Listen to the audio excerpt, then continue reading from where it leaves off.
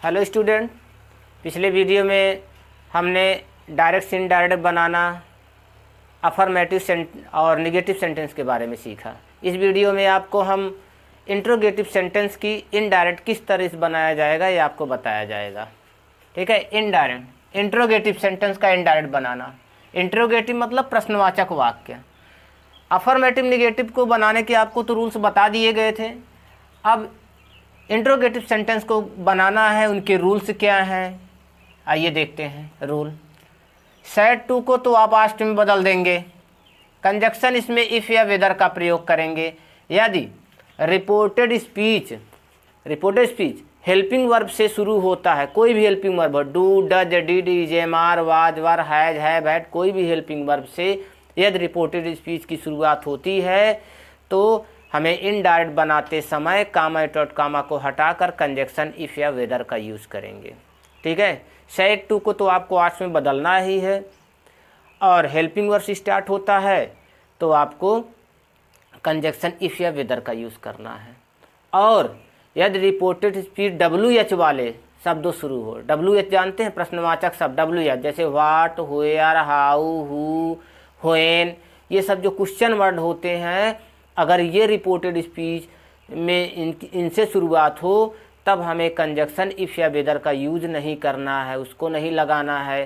Conjunction का कार्य यही प्रश्नवाचक शब्द क्वेश्चन वर्ड ही करता है। किस तरीके से करता है आइए देखते हैं। देखिए, सबसे पहले आप सेड को आप आस्ट में बदल देंगे। वो चाहे सेड हो चाहे सेड टू हो, आस्ट में ही बदलेंगे। कंजक्शन इफ़ या वेदर का प्रयोग करेंगे। कब करना है? जब helping verb, reported speech helping verb से शुरू हो। WS से यदि रिपोर्टेड स्पीच का सेंटेंस शुरू हो तो इफ़ या वेदर का प्रयोग नहीं करते हैं। कंजक्शन का कार्य वही question word what, where, how, who, when, ये सब करते हैं। शेष भाग को आप रूल के अकॉर्डिंग अफर्मेटिव सेंटेंस में चेंज करेंगे। कहने का तात्पर्य है यदि रिपोर्टेड स्पीच इंट्रोगेटिव में हो, वो प्रेजेंट इंडेफिनिट का सेंटेंस हो, तो आपको जब इसका इनडायरेक्ट बनाएंगे इंट्रोगेटिव सेंटेंस का तो आपको ये पास्ट इंडेफिनिट के अफर्मेटिव में ले जाएंगे। मतलब प्रेजेंट इंडेफिनिट का इंट्रोगेटिव रहेगा तो पास्ट इंडेफिनिट के अफर्मेटिव में। प्रेजेंट कॉन्टिन्यूअस का इंट्रोगेटिव है तो जाएगा पास्ट कॉन्टिन्यूअस के अफर्मेटिव में। प्रेजेंट परफेक्ट टेंस का अगर इंट्रोगेटिव है तो जाएगा पास्ट परफेक्ट टेंस के अफर्मेटिव में। प्रेजेंट परफेक्ट कॉन्टिन्यूअस टेंस है तो जाएगा उस किस में चेंज हो जाएगा? पास्ट परफेक्ट कॉन्टिन्यूअस टेंस के अफर्मेटिव में। तो चारों प्रेजेंट का अगर इंट्रोगेटिव है, प्रेजेंट टेंस के चारों भागों का अगर इंट्रोगेटिव है तो एक क्रमशः पास्ट टेंस के चारों भागों के अफर्मेटिव में चेंज होगा। और यदि पास्ट टेंस का आता है, ये पास्ट इंडेफिनिट टेंस का अगर इंट्रोगेटिव है, रिपोर्टेड स्पीच है, डिड लगा है आगे, तो आपको ये पास्ट परफेक्ट में के अफर्मेटिव में चेंज कर देंगे। और एक पास्ट कॉन्टिन्यूअस का इंट्रोगेटिव है, पास्ट परफेक्ट कॉन्टिन्यूअस टेंस के अफर्मेटिव में।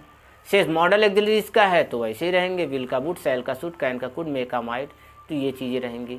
ठीक है, आइए देखिए एग्जाम्पल के माध्यम से। एग्जाम्पल जो है डायरेक्ट में, Ram said to me, comma dot comma, do you sing a song. देखिए आप पहचानेंगे कैसे? यहाँ देखिए क्वेश्चन वर्ड लगा है, समझ लीजिए इंट्रोगेटिव है। यहाँ देखिए रिपोर्टेड में हेल्पिंग वर्ब डू आ गया तो आपको बताएगा डू, डज, डिड किसका हेल्पिंग वर्ब है? ओ सॉरी, डू और डज, ये डू डज जो है प्रेजेंट इंडेफिनिट के होते हैं हेल्पिंग वर्ब। इसका मतलब ये प्रेजेंट इंडेफिनिट का इंट्रोगेटिव है तो इसे चेंज किस में करना? पास्ट इंडेफिनिट के अफर्मेटिव में। चेंज कैसे होगा? यहाँ सैड आया या सैड टू है, उसको हम किस में चेंज कर देंगे? आस्क्ड में। सैड टू को किस में चेंज किया गया? आस्क में। Ram asked me.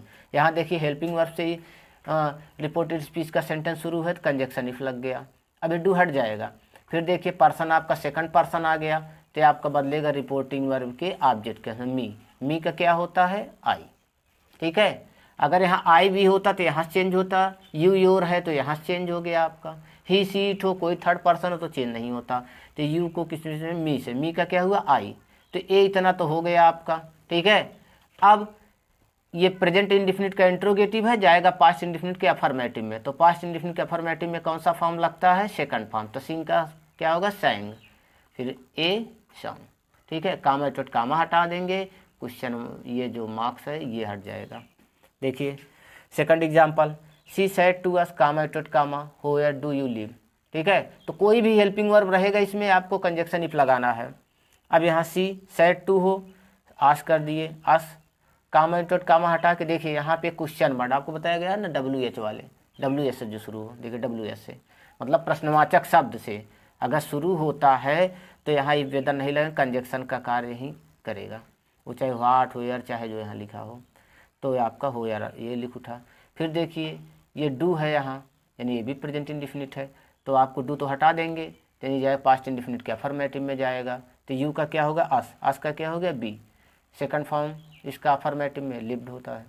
ठीक है, तो इस तरीके से आप ध्यान रखिएगा, कोई भी हेल्पिंग वर्ब आता है तो आपको कंजक्शन इफ का यूज़ करना है, और WH वाले प्रश्नवाचक शब्द जैसे हाउ हो यार ये सब अगर आते हैं तो कंजक्शन का यही कार्य करेगा, यहाँ कामा टुट कामा हटा करके वहीं लगा देना है।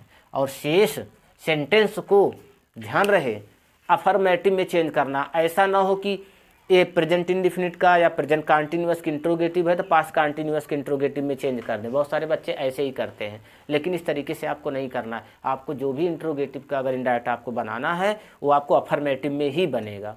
ठीक है, तो समझ में आया? यदि वीडियो को समझ में आया तो चैनल को लाइक सब्सक्राइब करना ना भूलें। Thank you.